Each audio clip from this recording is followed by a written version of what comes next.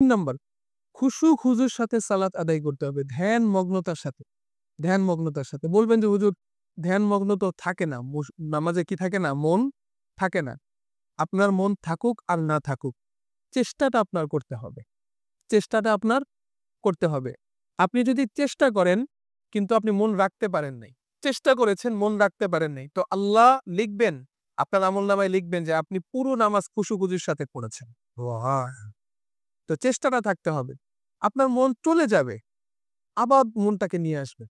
আবার চলে যাবে, আবার নিয়ে আসবেন। আবার চলে যাবে, আবার নিয়ে আসবেন। যতবার চলে যাবে ততবার নিয়ে আসবেন। এভাবে এই যে চেষ্টাটা করবেন আপনি, কষ্টটা হবে। এই কষ্টের বিনিময়ে আল্লাহ আপনার পুরো নামাজটা খুশু-খুজুর সাথে হয়েছে এই সওয়াবটুকু আপনার আমলনামায় লিখে দিবেন। এবং এই চেষ্টার বদৌলতে একটা সময় আসবে যখন আপনার মন নামাজে স্থির হয়ে যাবে। একটা সময় আসবে যখন আপনার মন কি হয়ে যাবে? নামাজে স্থির হয়ে যাবে। আপনি চাইলেও অন্যদিকে আর ফিরতে পারবেন না। চাইলেও ফিরতে পারবেন না। আপনার মন বসে যাবে নামাজে। তবে এটার জন্য সময় লাগবে, সাধনা লাগবে, চেষ্টা লাগবে। এই চেষ্টাটুকু করতে পারলে নামাজে অবশ্যই মন বসবে। তো খুশু খুজুর সাথে সালাত আদায় করা। ৪ নম্বর তাকবীরে উলার সাথে সালাত আদায় করা। তাকবীরে উলার সাথে সালাত আদায় করা। তাকবীরে উলা কি? তাকবীরে উলা হচ্ছে ইমাম সাহেব যখন সালাতে দাঁড়ান, আল্লাহু আকবার বলে সালাতে হাত বেঁধে ফেলেন। ওই হাত বাঁধার পরে সূরা ফাতিহা শুরু করার আগেই যদি আমি ইমাম সাহেবের সাথে জামাতে শরিক হতে পারি, তখন বোঝা যাবে যে আমি তাকবীরে উলা পেয়েছি। তাকবীরে উলা পেয়েছি। এটা তাকবীরে উলার ১ম ধাপ। একদম ১ম ধাপ। তো সর্বোচ্চ পর্যায়। ২য় ধাপ হচ্ছে যদি ইমাম সাহেব সূরা ফাতিহা শেষ করার আগেই আমি ইমাম সাহেবের সাথে শরিক হতে পারি, তাহলেও বোঝা যাবে আমি তাকবীরে উলা পেয়েছি। তবে এটা ১ম ধাপ না, এটা ২য় ধাপ। আর যদি ৩য় ধাপ হচ্ছে যদি ইমাম সাহেব রুকুতে যাওয়ার ১ম রাকাতে রুকুতে যাওয়ার আগেই আমি তাকে ধরতে পারি, জামাতে শরিক হতে পারি, তাহলে বোঝা যাবে এটা হচ্ছে তাকবীরে উলার ৩য় ধাপ। ৩য় ধাপ। তো এইভাবে যদি তাকবীরে উলার সাথে আমি সালাত আদায় করতে পারি, হয়তো ইমাম সাহেব সূরা ফাতিহা শুরু করার আগেই শরিক হলাম, অথবা সূরা ফাতিহা শেষ করার আগে শরিক হলাম, অথবা ১ম রাকাতে রুকুতে যাওয়ার আগেই আমি কি করলাম? ইমাম সাহেবের সাথে জামাতে মিলিত হলাম। এভাবে যদি তাকবীরে উলার সাথে ৪০ দিন, একাধারে ৪০ দিন সালাত আদায় করতে পারি, নবীজি সাল্লাল্লাহু আলাইহি ওয়াসাল্লাম বলেন, আল্লাহ পাক রব্বুল আলামিন তাকে ২ টা সার্টিফিকেট দিবেন। কয়টা সার্টিফিকেট?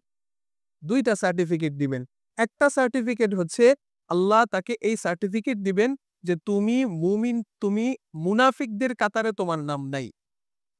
মুনাফিকদের কাতারে তোমার নাম নাই। মুনাফিকদের কাতারে আমার নাম থাকবে না। এই সার্টিফিকেট আল্লাহ আমাকে দিবেন। ১ম সার্টিফিকেট। ২য় সার্টিফিকেট দিবেন, আল্লাহর লিখে দিবেন যে তুমি জাহান্নাম থেকে মুক্ত হয়ে গেলে। তুমি জাহান্নাম থেকে কি হয়ে গেলে? মুক্ত হয়ে গেলে। এই ২ টা সার্টিফিকেট আমাদেরকে দিবেন। জীবনে তো কত সার্টিফিকেট অর্জন করেছি, তাই না? কত সার্টিফিকেট আছে আমাদের। এই certificate, school certificate, college certificate, university certificate, আরো বিভিন্ন কোর্স করি আমরা অনেক সময়। এগুলোর সার্টিফিকেট। কত সার্টিফিকেট আছে, কিন্তু জাহান্নাম থেকে বাঁচার সার্টিফিকেট কিন্তু আমাদের নাই। আছে? কয়জনের আছে? খুব কম মানুষের, খুব কম। এটাও একটা সাধনার বিষয়। এই যে তাকবীরে উলার সাথে সালাত আদায় করা, আপনি যদি আজকে নিয়ত করেন যে আজকে থেকেই আমি ৪০ দিন পুরা করে ফেলবো, আপনি পারবেন না। এত সহজ না। তো এই ৪০ দিন পুরা করার জন্য আপনাকে কষ্ট করতে হবে। যদি এমন হয় আপনি ৪০ দিন পুরা করেছেন, ৪০ দিন পুরা করেছেন, ৪০তম দিন এশারের সালাত, শেষ সালাত, আপনি কোনো কারণে জামাতে পড়তে পারেন নাই, তাকবীরগুলা পান নাই, আপনাকে আবার নতুন করে শুরু করতে হবে। নতুন করে আবার শুরু করতে হবে। সুতরাং এটা এত সহজ না। তবে যদি এটা করতে পারি, ২ টা সার্টিফিকেট আমি পেয়ে গেলাম। ২ টা সার্টিফিকেট পেয়ে গেলাম। কবরে দেখাতে পারবো, মুনকার নাকির আসলে দেখাতে পারবো, দেখো আমার সার্টিফিকেট আছে। আমাকে প্রশ্ন করো না। আমাকে প্রশ্ন করো না। আমাকে আল্লাহ সার্টিফিকেট দিয়েছেন জাহান্নাম থেকে বাঁচার। তুমি কাকে জিজ্ঞাসা করছো? তোমার রবকে। আমি যদি রব না চিনতাম, এই সার্টিফিকেট কোথা থেকে পেলাম? এটা মুনকার নাকিরকে বলতে পারবেন যদি এই সার্টিফিকেট আমাদের থাকে। ইনশাআল্লাহ নিয়ত করি সবাই যে আমরা সবাই এই সার্টিফিকেট ২ টা অর্জন করব। আল্লাহ আমাদের সবাইকে কবুল করেন।